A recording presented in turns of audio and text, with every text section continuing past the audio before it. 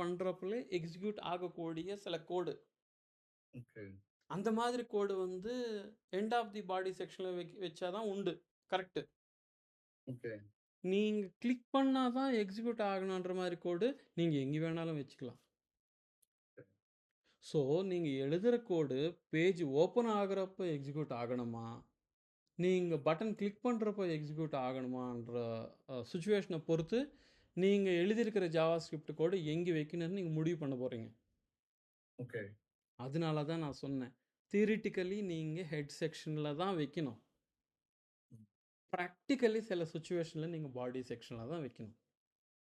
Okay. நீங்கள் எந்த ஒரு தியரிட்டிக்கல் டாக்குமெண்ட் பார்த்தாலும் உங்களோட கோடு வந்து ஹெட் செக்ஷனில் தான் இருக்கும்.